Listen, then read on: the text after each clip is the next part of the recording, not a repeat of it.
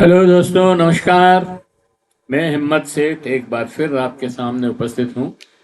महावीर समता संदेश यूट्यूब से बोल रहा हूँ और एक नए विषय को लेकर बात करेंगे। आज दोस्तों अभी अभी मैंने एक लेख पढ़ा।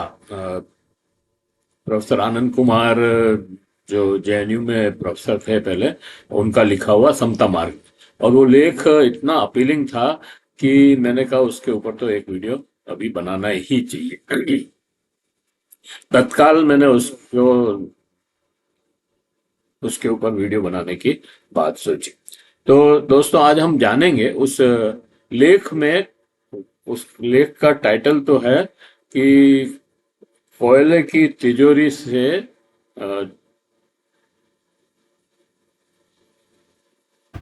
तिजोरियां भरी जा रही है और वो अ, उसमें आग जो है अब जनता के हाथ जलाने लगी है। इस तरह का कोई टाइटल है।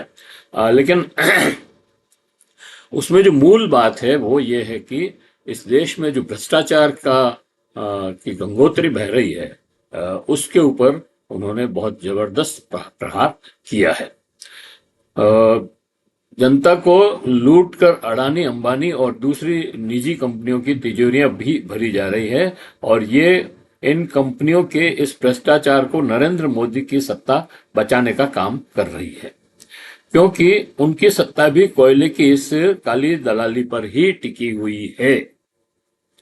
ये तो मैंने अपना इंट्रो लिखा है। आनंद सर की बात मैं आगे करूंगा। दोस्तों, मनमोहन सिंह सरकार ने करोड़ों अरबों का कोयले का घोटाला उस समय के सीएजी सीजीआई सीजीआई ने के महानिदेशक विनोद राय ने लगाया था। कहा था कि कोल ब्लॉक के आवंटन में बहुत बड़ा भ्रष्टाचार हुआ है और ये भ्रष्टाचार करने में तत्कालीन कोयला मंत्री ममता बनर्जी, झारखंड के झारखंड मुक्ति मोर्चा के शिबू सोरेन, ये भी जब कोयला मंत्री रहे थे, इनका भी इसमें हाथ है। और भी बहुत लोग जिसमें लिप्त थे, लेकिन उस काल्पनिक भ्रष्टाचार में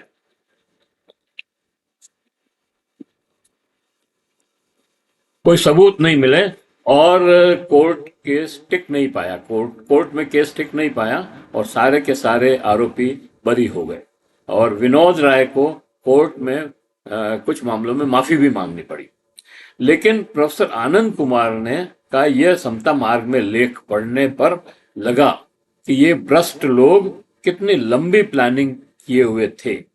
उन आरोपों के बाद अ, सत्ता मतलब भ्रष्टाचार के ऐसे ऐसे आरोप लगे। और आपको ध्यान है कि उस समय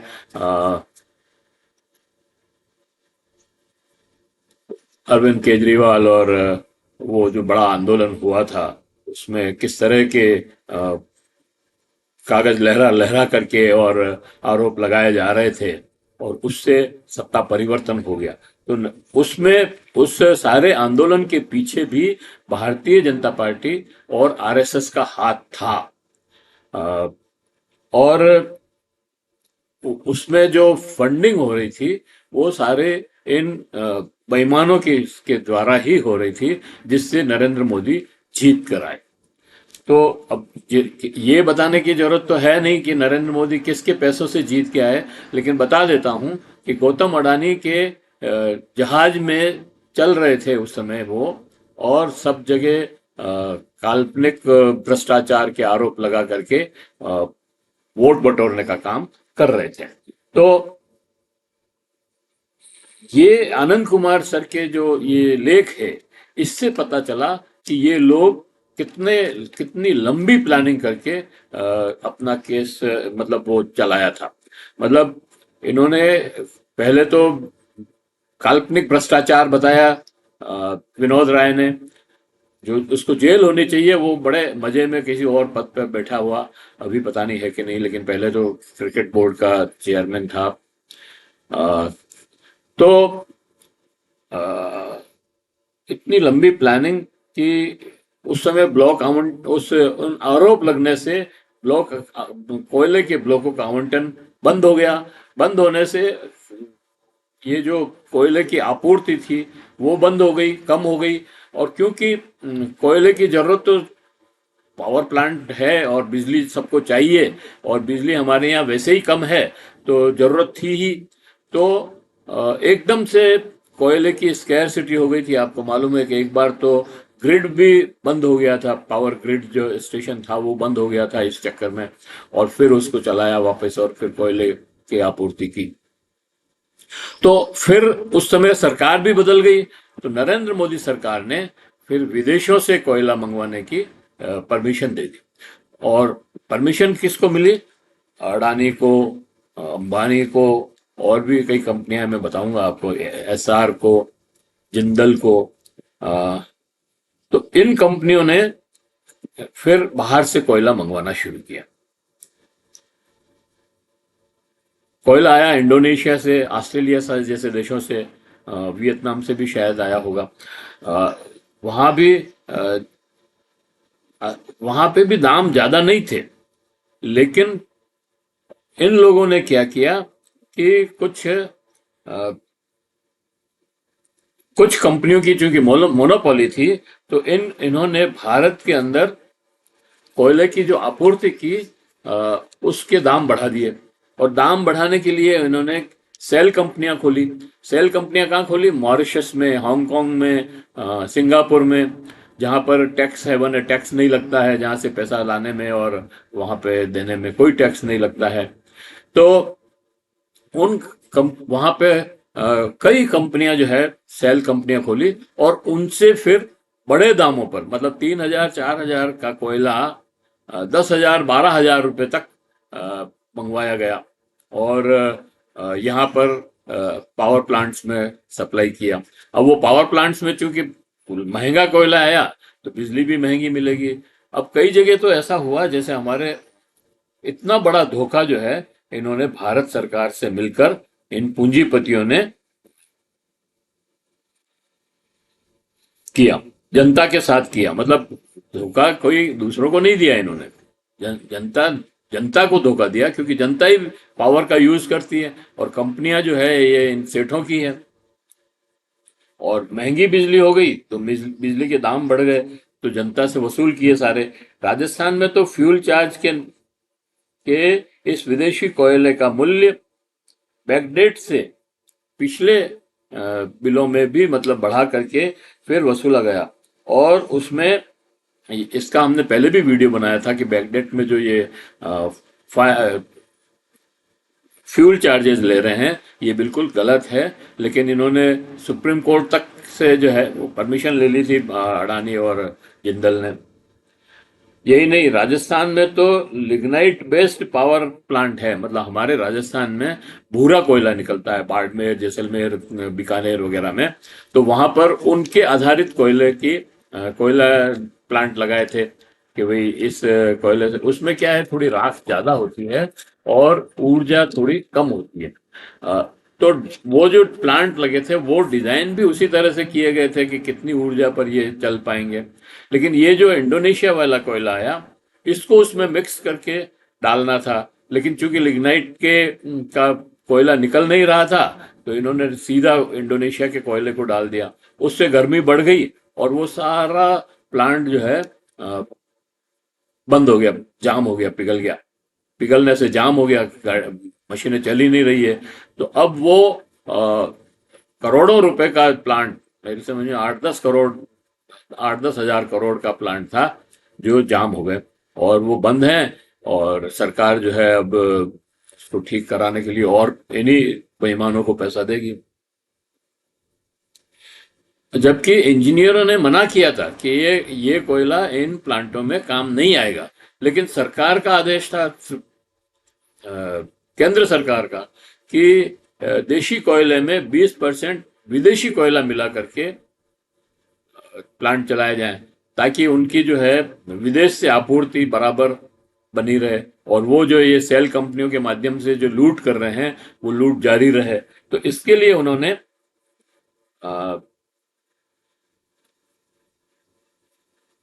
इन फर्जी कंपनियों में गौतम अडानी की कंपनी तो आगे थी ही, इसमें रिलायंस इंफ्रा जो अनिल अंबानी की कंपनी है, एक समय दिवालिया होने के कगार पे थी या हो ही गई थी मेरी समझ में। लेकिन इन सेल कंपनियों के चलते और इस कोयले के चलते वापस जो है लूट के मैदान में खड़ी होकर आ गई। तो SR group, Lanco, JP group, Jindal व अन्य पावर कंपनियां जो भी पावर बना रही है, उनको ये कोयला बाहर से, विदेश से लाने की इजाज़त मिल गई। और इधर जो सरकारी कंपनियां थी उसमें अडानी वडानी ने खूब सप्लाई किया। और अब सरकार कैसे इनको मदद कर रही है, जो हमने कहा कि सरकार की मदद से ये लूट जारी है, तो वो सरकार जो है डीआरआई की जो ये चल रही थी जांच, निदेशक रेवेन्यू इंटेलिजेंस और पत्रकार समूह ओसीसीआरपी की रिपोर्ट में ये कंपनियां नामित है। कुल घोटाला है 50 करोड़। सीएजी की रिपोर्ट में डीआर जांच और अंतर्राष्ट्रीय स्रोतों का एक मत आंकलन है ये कि भाई ये 50 करोड़ से ज्यादा का घोटाला हुआ है। 50,000 crore call invoicing, over invoicing scheme 50,000 crore से भी ज्यादा है। ये पैसा सीधे विदेश भेजा गया। हेवन देशों में कोई आयकर नहीं। मोदी मतलब वही जो मॉरिशस और हांगकांग और सिंगापुर और ऐसे जो देश हैं, स्विट्जरलैंड और इनमें भेजा गया, पनामा। और सरकार इन चोर और भ्रष्ट लोगों को बचाने के लिए प्रयत्नशील है। इसमें कुछ भी छुपा नहीं है। अडानी पर तो अमेरिका में भी केस चल रहे हैं। उसे बचाने के लिए ऑपरेशन सिंदूर के चलते सेना के शौर्य से समझौता करके अडानी को बचाया गया। तो यहां भी डीआरआई ने आगे की जांच रोक दी गई है। सुप्रीम कोर्ट में याचिका होने के बाद भी सीबीआई और ईडी निष्क्रिय है। ये ईडी चुनाव के दिनों में विपक्षी दलों के नेताओं पर छापा डालने और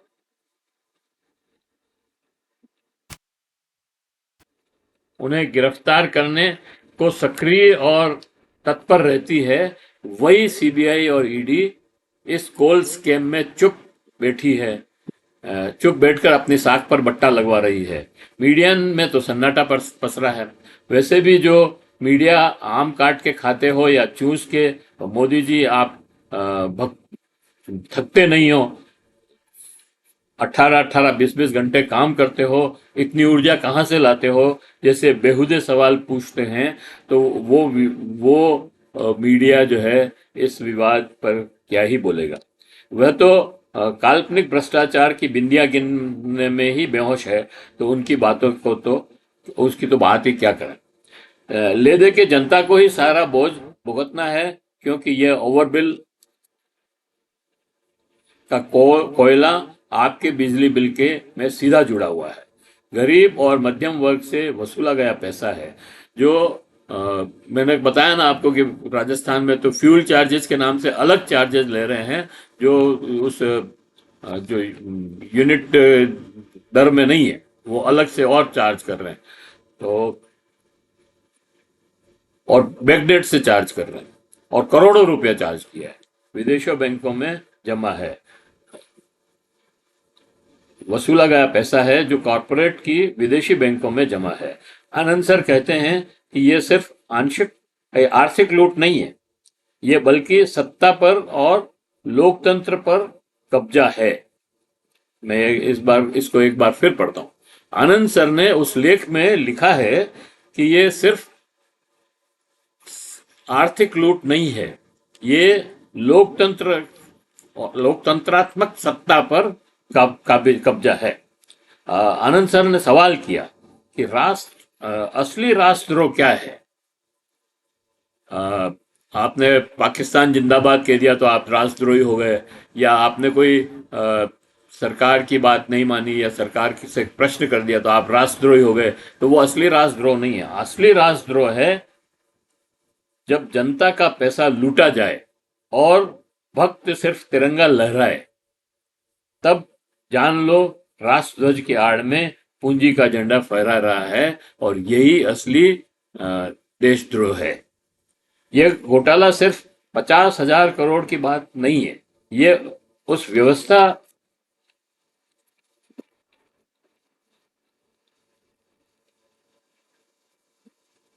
की परछाई है जिसमें जनता टैक्स देती है और फायदा चंद पूंजीपति घरानों को मिलता है। और अब तो अब और जब यही कॉरपोरेट नीति बनाने लग जाएं, ये कॉरपोरेट घराने नीति बनाने लग जाएं, तो सरकार सिर्फ नाम मात्र की रह जाती है।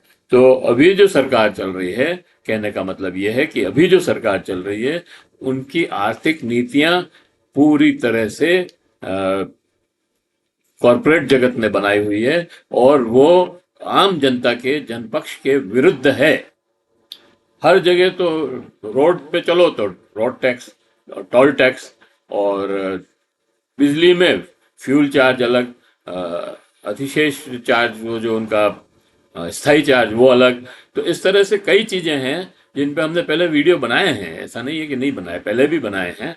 और ये जो कोयले की दलाली काला, जिंदल को अलग ग्रुप का जो कोयले का, वो भी हमने बुलिया साहब ने और हमने बनाया है। और अभी मैं फिर संपर्क करूंगा बुलिया साहब से कि वो इनके ऊपर और एक कोई अच्छी दृष्टि डाल सकें। कोयले की राख में मतलब नीति सरकार सिर्फ नाम की रह जाती है। अब भी चुप रहोगे? आनंद से पूछते हैं कि अब भी चुप रहोगे या कुछ करोगे? कोयले की राख में जो तिजोरी छुपी थी, वो अब जलकर जनता के हाथ जला रही है। इसलिए सावधान हो जाओ और अपने हाथों को जलने से बचाओ। बचाने के लिए एक ही तरीका है, बिजली घरों के सामने प्रदर्शन करो, सड़क पे आओ। जब तक लोग सड़क पे नहीं आएंगे, जनता स्वयं स्फूर्त सड़क पे नहीं आएगी, तो ये सत्ताधारी लोग, चाहे वो कांग्रेस हो, चाहे बीजेपी हो, चाहे समाजवादी पार्टी हो, चाहे जनता दल राष्ट्रीय हो या और कोई दल हो, ये सारे के सारे अपनी सत्ता बचाने के लिए इन कॉरपोरेट से मदद लेते हैं। इसलिए जनता को ही सामने आना पड़ेगा, और जनता जब तक सामने नहीं आएगी, इन महंगी बिजली, और अब हमारे राजस्थान में तो अभी इतना ब्लैकआउट चल रहा है, एक तरह से कहना चाहिए। 2-2 घंटे 3-3 घंटे बिना ही बात के बिजली बंद कर देते हैं और कोई सुनवाई नहीं है इतनी गर्मी के अंदर, क्योंकि बिजली का मैनेजमेंट नहीं है उनका। उनके पास कोयला है कि नहीं पता नहीं मेरे को, लेकिन बिजली का जो मैनेजमेंट होना चाहिए कि भाई कितनी आपूर्ति करनी है और कितनी बिजली हम बना रहे हैं, और नहीं बना रहे हैं तो कितनी खरीद रहे हैं। तो जहां से भी हमको खरीदनी पड़े, पहले भी सरकार खरीदती थी और बहुत महंगी महंगी, यहाँ तक कि 32 रुपए 30 रुपए यूनिट तक बिजली खरीदी है राजस्थान के अंदर। और मजे की बात यह है कि उस समय मतलब वसुंधरा सरकार थी, उन्होंने हमारे राजस्थान के प्लांट बंद करके बिजली खरीदी विदेश ग्रिड से और दूसरी जगह से। अब तो निजी कंपनियां बेच भी रही है बिजली, तो सोलर पावर जो बना रहे हैं वो भी बेच रहे हैं। तो बिजली का प्रबंधन जरूरी है और भ्रष्टाचार से निकलना जरूरी है। तो इसके लिए जनता को सामने आना पड़ेगा, और जनता सामने आएगी तभी इन समस्याओं का हल होगा। मैं एक बार फिर आपके सामने ये अपील करना चाहता हूं कि अगर आपने अभी तक भी हमारे इस यूट्यूब चैनल महावीर समता संदेश को सब्सक्राइब न किया है तो सब्सक्राइब कर लें, बेल आइकन दबाना न भूलें। और अगर आपको वीडियो अच्छे लग रहे हैं, और ये वीडियो खासतौर से कोयले की भ्रष्टाचार के ऊपर था, वो अगर आपको अच्छा लग रहा है तो इसको लाइक करें, फॉरवर्ड करें, और लोगों को भेजें, अपने सोशल ग्रुप्स में डालें, और कमेंट बॉक्स में जाएं, कमेंट लिखें और सुझाव दें। हाँ, मैं इसको समाप्त करने के पहले ये भी कहना चाहता हूँ कि जो दुखांतिका अभी परसों के रोज हुई है अहमदाबाद में, जो प्लेन क्रैश हुआ है, उस प्लेन क्रैशिंग में भी जो सूचनाएं आ रही है वो बहुत ही घातक और खतरनाक है। लेकिन कुल मिलाकर के उसमें जितने लोग थे उनकी, वो सारे 2 जने बचे हैं, बाकी सारे की मृत्यु के ग्रास हुए। और उस हॉस्टल पे जो गिरा है वहां पे भी काफी बड़ी कैजुअलिटीज हुई है। तो हम उन सबको हम बड़ी बहुत ही संवेदना के साथ शोक व्यक्त करते हैं और आशा करते हैं कि उनके परिवारजनों को ये कॉरपोरेटी सरकार जो है वहां पे वो और टाटा समूह मिलकर के उनको संबल प्रदान करेंगे और उनको मुआवजा वगैरह दे करके और उनके आगे की जीवन को की राह को आसान करने की कोशिश करेंगे। जो जो चला गया वो तो वापस आएगा नहीं, लेकिन अब जो बचा हुआ है उसको बचाने के लिए प्रयत्न करने की जरूरत है। तो मैं एक बार फिर ये प्रार्थना करता हूँ कि उन दिवंगत आत्माओं को शांति प्रदान करें और परिवारजनों को ये आघात सहने की शक्ति प्रदान करें। जय हिंद, जय भारत। फिर मिलते हैं किसी और वीडियो के साथ।